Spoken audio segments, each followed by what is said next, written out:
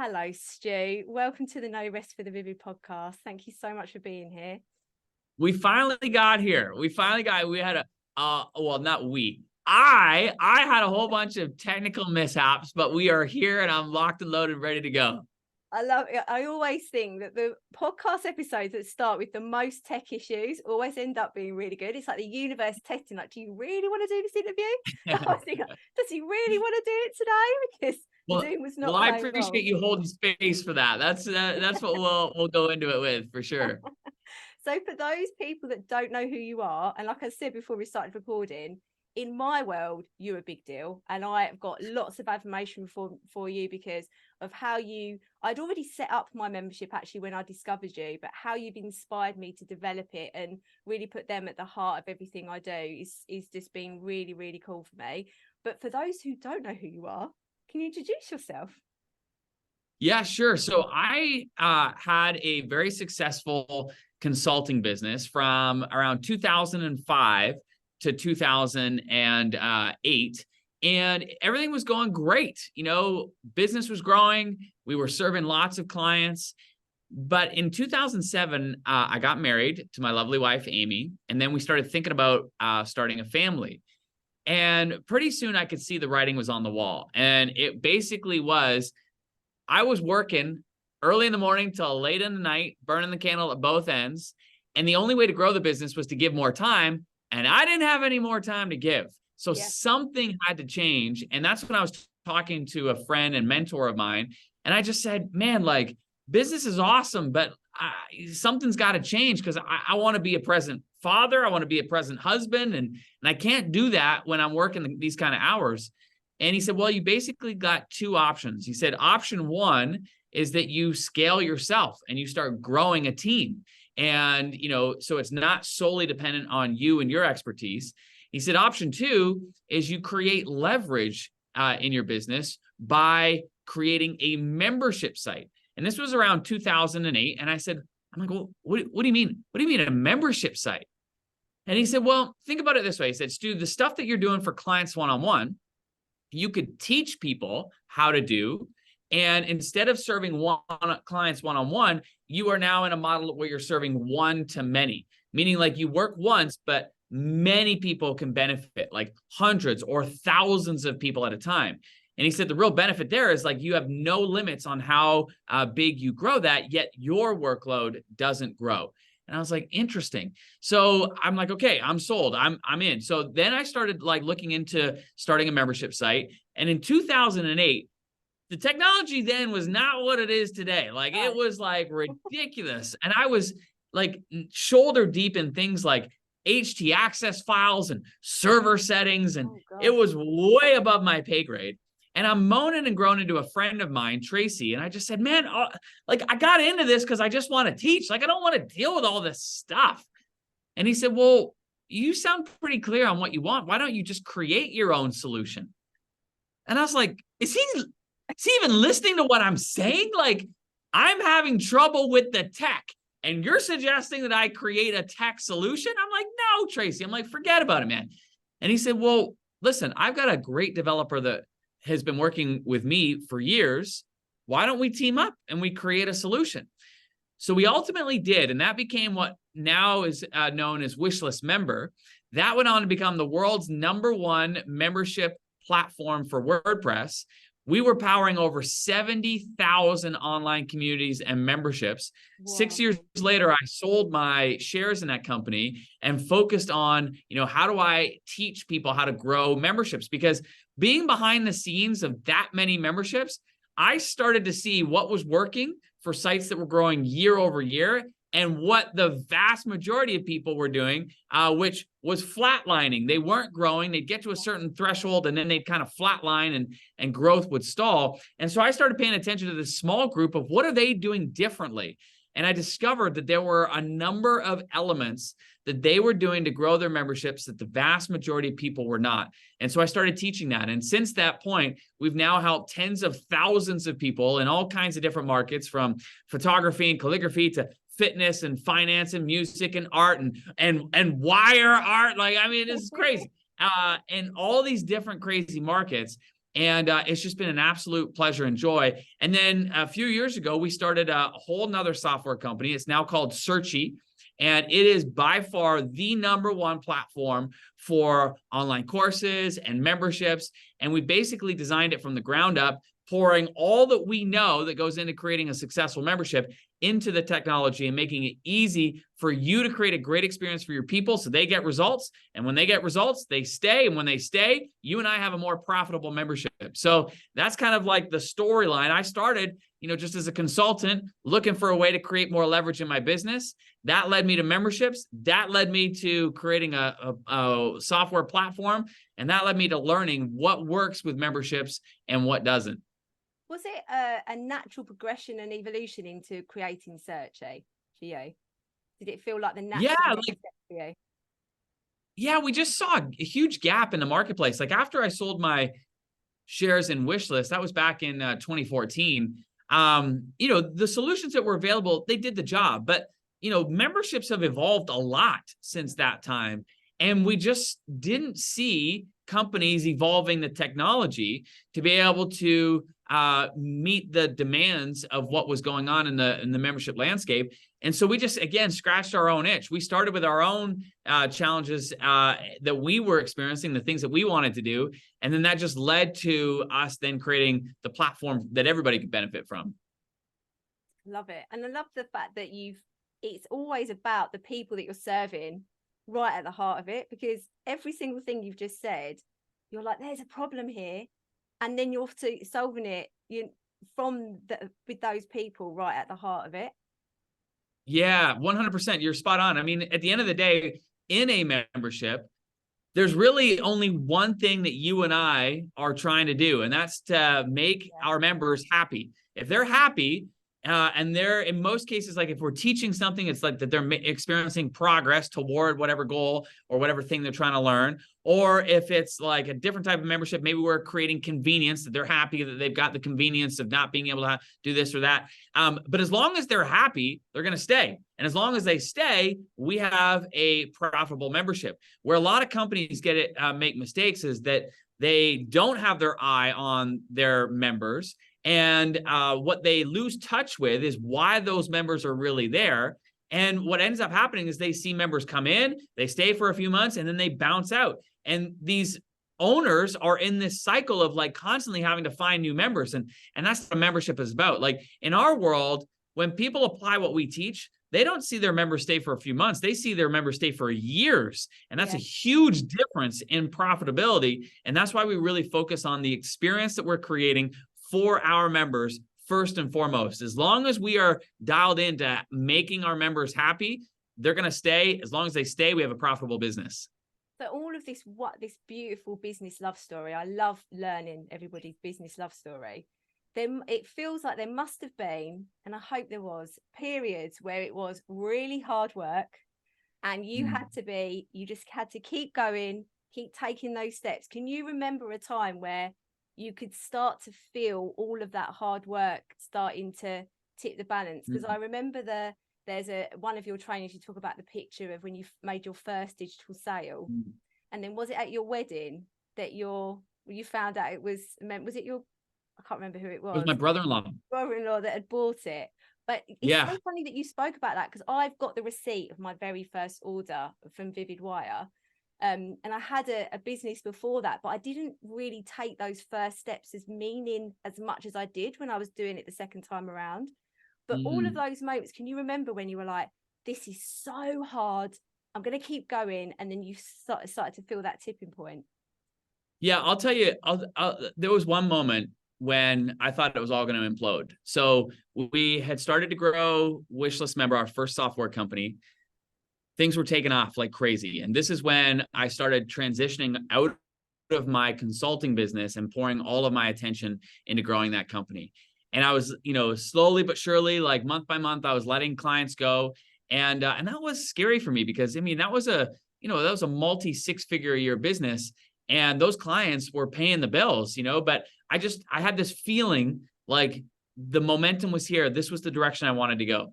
So I started letting all those clients go. We start growing, and the company's growing, and we crossed the $1 million milestone, which was a huge deal. and momentum is building. And then our lead developer, Mike, he came to my partner, Tracy, and I, and he said, you know what, guys, I've been really inspired by what you have done here, what we have done here in this company. And I'm going to go out on my own, and I'm going to start my own business. And we were like, in one sense, you know, he's a good friend. We're excited for him. We're like, yeah, that's awesome. In the other sense, we're like, oh crap, like, what are we going to do? And so we negotiated with him to stay on for 6 weeks. And during that time, we went on like this hiring spree, just trying to find help that could keep us moving forward on the development side.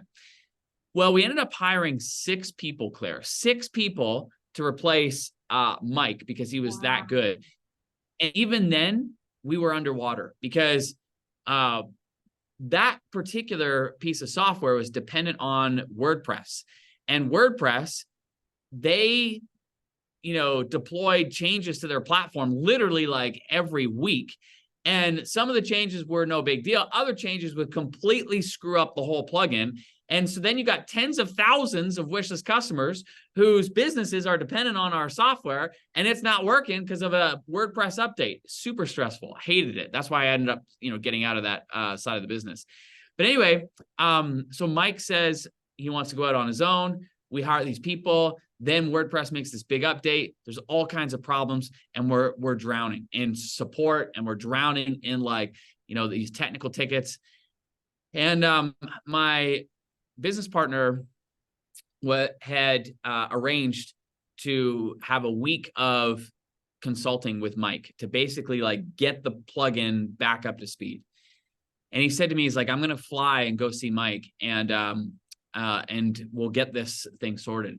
And I said, I want to come with you. And he's like, okay. And I said, and I think that we should take a huge step. And I think that we should make Mike a partner in the business. And Tracy's like, what? Why? Well, you don't need to do that. I said, dude, we are drowning, and we need a technical co-founder who, in these moments, can roll up their sleeves and can help fix the problems that we're experiencing. He's like, I don't know that we have to go that. I said, I believe that this is the next step. So he's like, okay. So we both fly over, and we meet with Mike, and we're just, before we, you know, start the week of work, we're just kind of meeting for dinner or whatever. And I'll never forget this moment, because in the back of my mind, I had been going through like what I was going to say to Mike to try to convince him to come back and to be, you know, on the team and be a partner. And I just floated the idea out there. I said to Mike, I said, hey, how's things going? You know, like, you starting your own business and stuff. And he's like, well, it's a lot harder than I anticipated it to be. And I said, oh, really? I'm like, what do you mean? And he's like, well, I'm not actually getting to do any of the stuff that I love. He's like, I love coding. He's like, but I'm just deep in like all, you know, setting up the business and this and that. He's like, all the stuff I don't even enjoy. And in the back of my mind, I'm thinking, yes. So, but I said to him, I'm like, well, yeah, there's a lot to run in a business, you know, like there's a lot of things that people, you know, have no idea that are going on. And this is why, by the way, you know, for all the business owners who are watching and listening, I just want to take a moment and acknowledge all of you, because nobody knows the late nights that we have as entrepreneurs. Nobody knows all the 1,000,001 decisions that we got to make in a day. Nobody knows the stress that we shoulder. Nobody knows the hard work that we pour in. All they see is like the external benefits, but they don't see all of that stuff. So I just want to take a moment and just acknowledge all the entrepreneurs. And so anyway, Mike and I, we talked about this. And then I said to him, I said, well, Mike, I got an idea for you. And so then I floated the idea of him coming back as a partner. And the more I talked, the bigger the smile on his face. And by the end of it, he said, I'm in. He said, but can I just be upfront and honest with you guys? And I was like, dude, I would hope so. You know, like, we're about to be business partners. And he said, well, right before I came here, my wife suggested that I ask for my job back. And I said, really? I said, well, here's what you're going to say. You're going to go back to your wife, and you're going to say, she's going to ask how the meeting went. And you're going to say, you know what? I took your advice, and I not only got my job back, but I convinced the guys that I should be a partner in the business. I said, buddy, you do that, she is going to love you more than you've been loved in months. But what ended up happening was he came back as a partner. And it was a complete turnaround moment, because then he got in, And he realized like we couldn't build a company if it was solely dependent on him. And so we started to build out a team, and he started to train a team. And that was like that was a turnaround moment. But I mean, it was close, Claire. Like we were real close. You know, if Mike hadn't come back, I don't know what would have happened. Like it likely would have imploded because we just couldn't keep up with this. We couldn't fix the problems. And then when you got a product that's not working, nobody's going to buy it, and your reputation gets tarnished and everything goes downhill. Fortunately, that moment was saved from that key conversation. Do you feel that you were listening to your like intuition when you were thinking about asking this to be part? Because it's obviously quite a risky thing to suggest to obviously Tracy as well, your other partner. Like, this is, shall we do this? Did you really listen to your gut instinct in those moments? Yeah, you know, I have somebody in our community. Her name's Lisa Kay, who is an intuition coach, and I didn't know it until I met her. But there have been many moments in my career that I have made, you know, big decisions based on those intuitive feelings. And it's something that she actually trains people on, learning how to make better decisions with your intuition. But I can think back to pivotal moments in my life and in my career that came back to intuitive moments. That definitely was one of them. I just knew in my heart and my gut, like, that we needed a co-founder who could turn things around, like somebody who was capable, somebody who was smart. And oftentimes, like, we think like, oh my gosh, we're giving a piece of the company away. We probably wouldn't have had a company, you know, if we hadn't done that. So listen, I'm totally fine giving away a piece to actually have a company versus like not having any company at all and holding on to like what, ego? Like, who cares? Like, there's a bigger picture, you know? And so, yeah, I definitely have made some key decisions with based on these intuitive moments, and just having this moment of clarity of like knowing like this is exactly how I got to go. It's not going to be easy. I don't have all the answers. I don't have the exact path, but this is the direction I've got to go, and to commit to it and move forward. Yeah, I love that. You say that memberships are the greatest tool for positive change.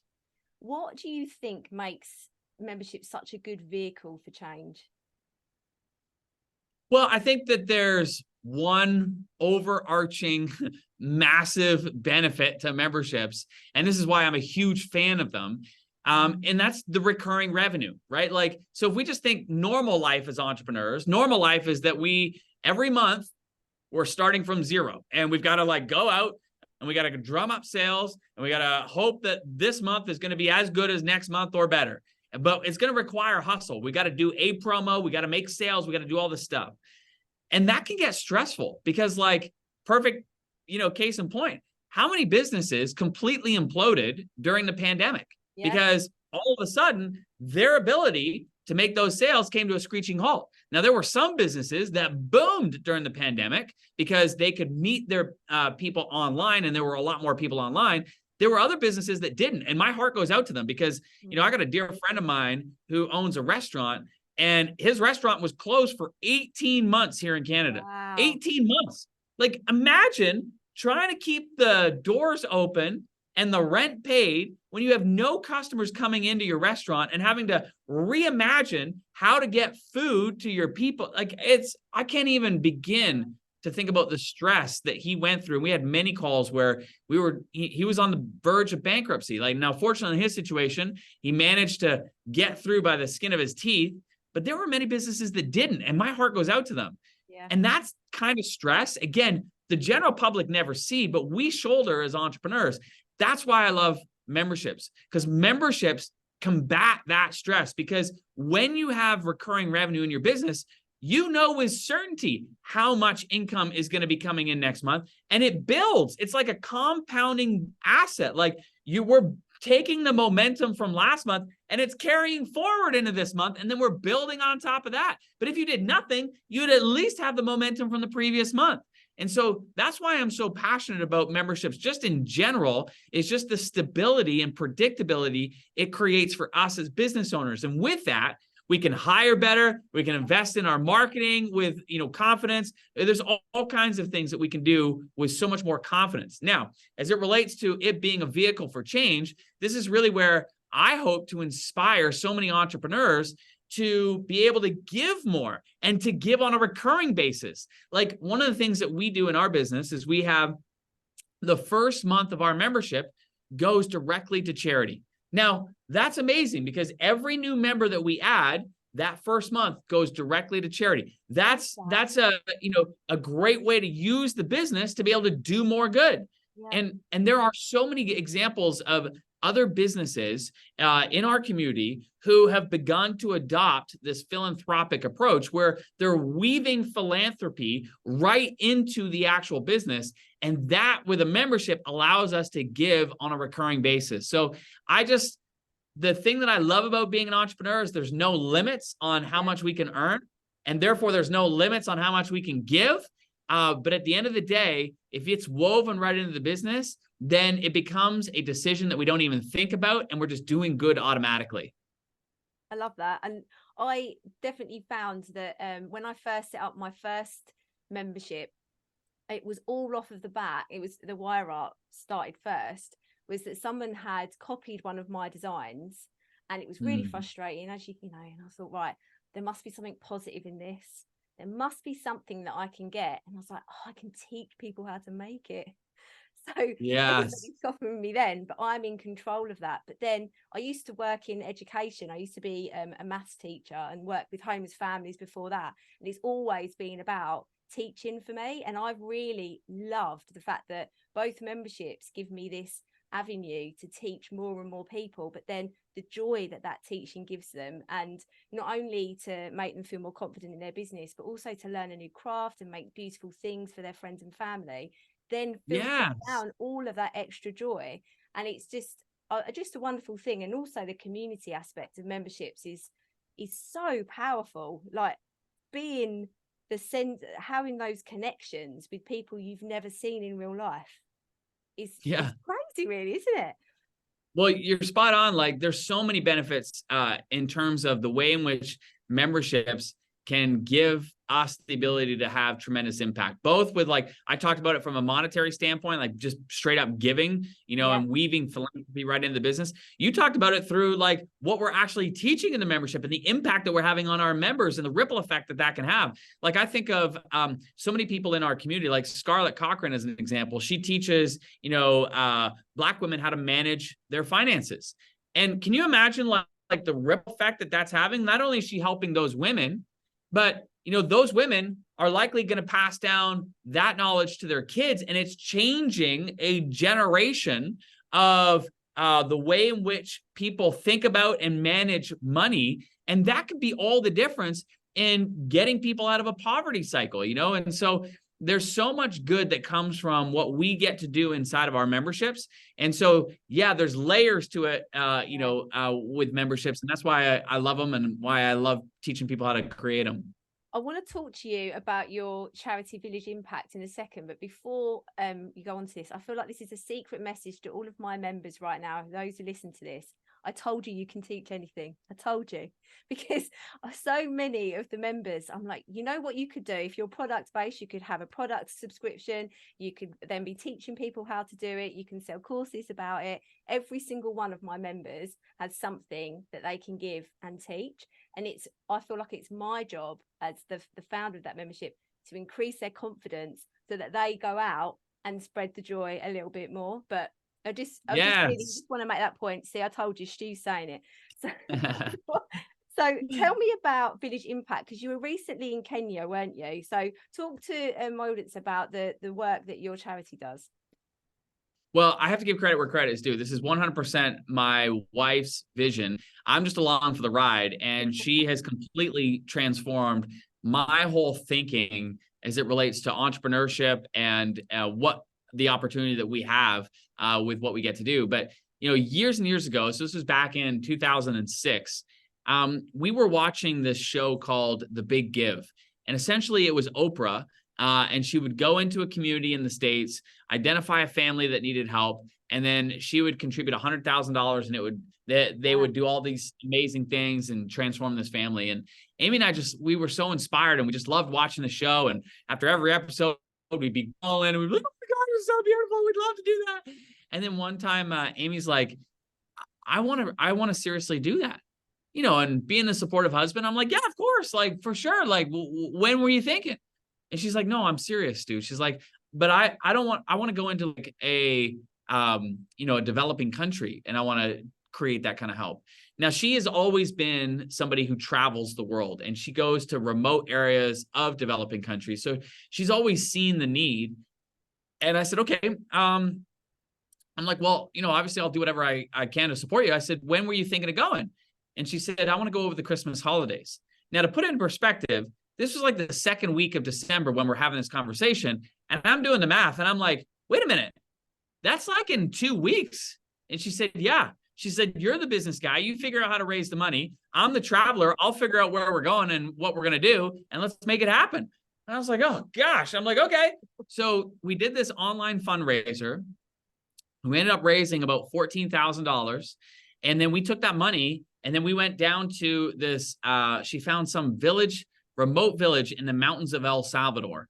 I don't know how she found this place, but anyways, we went there and we ended up paying for 59 girls to go to school. We revamped this school. We painted, we bought computers and printers and all this stuff. And it was an amazing experience. And when we came back on the flight, I looked at her and I said, okay, I get it. And because she always told me, she said, you'll never truly understand the power of what you are able to give until you go and see the people that you're giving it to. Yeah. And so at that point, we knew we wanted to make it a thing. And so we started, and then Amy applied, and it took a whole long process, but we became an official charity in Canada. And we ended up focusing all of our efforts and work in Kenya. And I can't explain why, Claire, but we just have a big connection to that side of the world and in that continent, in Africa in general. And we were just drawn there. And our son, is adopted from South Africa. We have our charity where we do a lot of work in Kenya. And anyway, so we focused all our energy and effort there. And the charity's evolved, but the focus is we have 3 steps. Like step 1 is we call it Make It Happen. It's where we identify a remote area where kids are wanting to go to school, but there just isn't a school there. So the Make It Happen phase is we build it. The second phase is we call it Make It Awesome.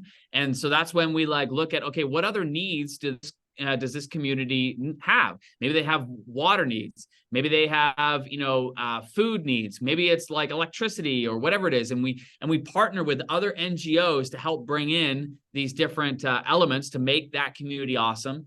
And then the third phase is Make It Last. And we're getting there now. It's been, 15 years. Or 14 years, sorry. And we're just getting to that point where now we're asking the questions, okay, after kids go through elementary school, after they go through high school, like how can we best equip them to be able to be entrepreneurs or to be able to find careers where they can, support their families. And so we're in talks now in terms of how that phase is going to develop out. But we partner with the government and we partner with the community. And so it's not a, all us type thing. It's definitely a shared partnership, and we're so grateful for it. And in fact, you mentioned that we just got back from Kenya. We were opening our 15th school. Wow. It was our first all girls high school. It will be home to over 800 plus girls, 800 to 900 girls. We even had, this was a first, we had the president of Kenya, wow, come and open the school with us. Like, it was a huge deal. But I'm really, really proud of the work that we get to do there. And I just got to say, this is also why I love being an entrepreneur, because our company here, I have 2 business partners who are amazing, and they're on the same page as I am in terms of, using the business to do more good. And our company covers 100% of the overhead of the charity, so that 100% of what gets donated to the charity goes directly to the cause. And without, us running this business, we wouldn't be able to run the charity. And without the charity, we wouldn't be able to do all that good work. And so I just think that there's so many benefits to being an entrepreneur. This is why I love helping entrepreneurs. This is why I love helping create stability with memberships for entrepreneurs, because when we have that stability and the more money we make, the more good we can do. And this is a perfect example of that. I love your energy behind the fact that, there's just an idea and you've made it happen every single time. It's very inspiring, especially for entrepreneurs like me that are, you know, a little bit behind you. It shows evidence that, you know, if you want something to happen, then all you have to do is make it happen and just keep going. And the benefit to yourself, your family, those people that you help, just outweighs all of the cost of you putting yourself out there to do it. And it's so inspiring, so inspiring. Well, I appreciate that. And I'd love to say that it was all rainbows and unicorns and it's been all smooth sailing, you know, it hasn't, you know, like you face different obstacles at different times. And a friend of mine, Barry, she always, I'll never forget her quote. She said, new level, new devil. Like every time you get to a new level in your business, you end up, you know, realizing there's even more different challenges and so forth. But at the end of the day, you just got to keep doing what you said. You just got to keep taking that next step forward and that next step forward and that next step forward. And because otherwise, I see so many entrepreneurs or people who want to be entrepreneurs just waffle because they're so afraid of taking that next step, and they overthink and they overanalyze and what will happen in this scenario, what will happen in that scenario, or what will this person think, or blah, blah, blah. And they just get in their head, and it's just like, stop it. Just like do something, take a step in a direction, and the clarity will come. Like you don't have to have all the answers. Like the clarity comes from just taking that next right step. And when you do, you start to slowly but surely get more and more clear on what are the right steps, what is that right direction, what are the right things that you should be doing. And that's where you begin to build the momentum. No, honestly, it's like this point in my business. I've just gone live in my membership, actually, just to say, you know, like I'm at that point where I've got to hire more staff and I'm scaling, and it is so scary. And I'm sure you know exactly what I'm talking about. I'm so scared, but at exactly the same time, so curiously excited for what's around the corner. Because if I'm this scared, how great is it going to be? And it's just so encouraging to talk to somebody who's been there, and it's like, but you just got to keep going even when you feel that. I'm conscious of your time, so because I respect it, obviously. So I've got a few quick fire questions. Okay. I haven't actually done quick fire questions, but I'm really excited about it. So I might do this all the time now. Okay, here we go. What's your greatest tip for memberships? Get clear on, you know, what you're looking to help people achieve and create a path.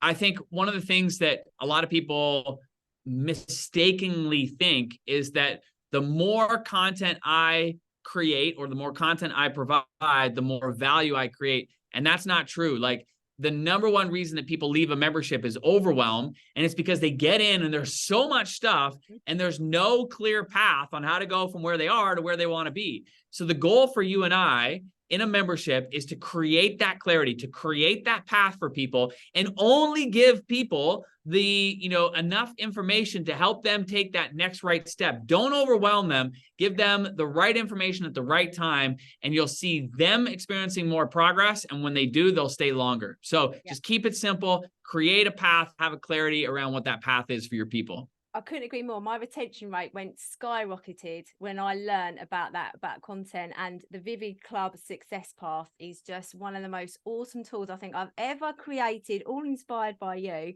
It took me so long to do because I wanted it right, but it's just the most wonderful thing. I've got some people that they highlight in traffic light where they're working towards, and they print it all out, and it's amazing. That's amazing. So, yeah, that's awesome.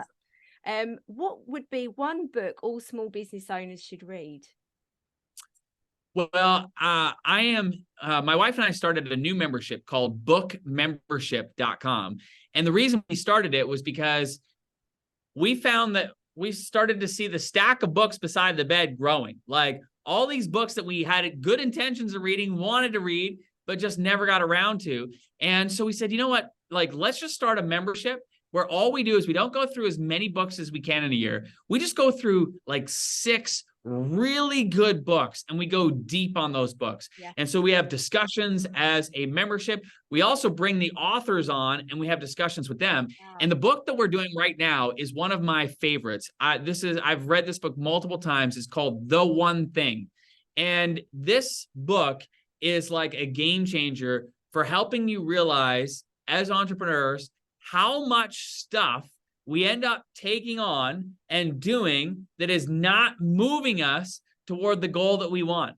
And so I found every time I read this book, I come away with a new level of clarity. In fact, the first time that I read it was in 2014. And that's when I realized it was time for me to sell my first software company. Like, that's how powerful this book is. So we're reading it again, as part of our, as part of the book membership. But that book, The One Thing by Gary Keller and Jay Papasan, is a great book for all of us to read. Right, that's on my list. I did. I saw on Threads you said about a marketing book. I've forgotten what it's called now, but it's by Doug somebody. Is that right? Oh, Doug Hall. Yeah. I bought Yes. that. That's on. I'm reading that because I was like, oh, there's nice. science. I love learning about the science of stuff and how it all fits together. So I was like, that is a bit of me. So I've got that to read. Nice. What's one thing that anybody listening to this interview should action after they finish listening to it? I would just begin opening your mind to the possibility of how you could add a recurring revenue stream to your existing business. Like, whether you have a product-based business, there are tons of examples of product-based memberships where instead of hoping that customers are coming back and buying from you again, with certainty they are, because you're sending out new products to them each and every month. Like, open your mind to the possibility and start looking for examples of memberships, and you'll see them everywhere. It'll serve as a source of inspiration. Perhaps you've got a service-based business. Amazing. How could you turn that service that you are maybe delivering one time into a recurring revenue? I give you tons of examples of this, like our pest control. He came because we had a mice problem. We live out in the country. Yeah. And he fixed that, put around traps, and he said, now you live out in the country, and the reality of it is that those mice are likely going to come back. Would you like to be put on our regular plan where I come back, every 3 months and double check? And we're like, of course. That's a perfect example. Going from a one-time sale to a recurring sale. We can all do this in our service-based businesses or your knowledge-based. Like, how can you take what you're already doing and teach others how to do it too? That could easily be turned into a membership. But the most important thing I hope people take from this is just seeding the idea of possibility and to start exploring how and what that might look like in your business. Because, friends, it's a game changer. When you've got that recurring revenue and that stability, it changes everything. And that is what I want for entrepreneurs more than anything. The first group coaching session after this interview goes out in my membership, I'm going to go with every single member that turns up live, doesn't matter how many, and we're going to work on an idea because it's so important. I couldn't agree more. So, final question that I ask everybody: if you could tell yourself something 10 years ago that you know now, but you didn't know then, what would that be? Start. I was just talking about this earlier. We had a gentleman that was, he's a service provider, comes in, helps us with a bunch of stuff. And we were just chatting because he's from the city where my wife and I went to university, which was far too long ago. We don't need to mention how old we are now. But anyways, it was a long time ago. But we were talking about like where we used to live and blah, blah, blah. And I was telling him, like, we had a chance to buy the house that we were renting as students. And at the time, that house was, it was for sale for $200,000. Now, looking back, I'm like, oh my gosh, like if only we had bought that house, because that house today is worth about probably 1.5, 1.7 million. Wow. And I think like so much of business and life is about just getting started. Like, had we had the knowledge and the fortitude to, purchase that house, that would have been super profitable. Had we, if I were to rewind 10 years ago, I'd be telling myself, start building the list, start building your community, start building your audience, and start doing that now and stay consistent. Because like over time, that momentum compounds. Like, you've got this great podcast. You've been doing it for 2 years, and the momentum continues to build. It's like in the beginning, it is hard. It is slow. And you question, like, is it worth it? And I get all that, but you stick with it. And over time, all that hard work starts to pay huge dividends. But the problem is, so many people give up before they even start. So many people give up when they don't see results right away. So many people think, this whole, entrepreneurship thing's not for me. I can't build an audience. It's going to take too long. And everybody gives up. And so if I were to rewind 10 years ago, I'd be telling myself to start investing, in myself, start, building my audience and stay consistent with it, start building my email list, stay consistent with it. I just think at the end of the day, we just got to start, because too many great ideas have died because the person with the idea just never took that first step and stuck with it. So start and stick. That'd be my advice for my 10 years. If I were to rewind 10 years. Start and stick. I love it. Thank you so much, Stu, for coming on. I am so, so grateful for having you here. This has been an amazingly inspirational podcast, not only for me talking to you, but also to everybody that's going to be listening. And it's just so wonderful to have you here. I really, really appreciate it. Thank you so much. Well, thank you. And thank you for the good work of, educating and inspiring and moving some other entrepreneurs forward. And I just hope that everybody watching and listening, send Claire a thank you, send her a direct message, tell her she's awesome, because, as entrepreneurs, we don't hear that enough. So let her know, give her the kudos that she deserves. But thank you so much for having me here. Honestly, thank you so much. Thank you. See you, everybody. Bye.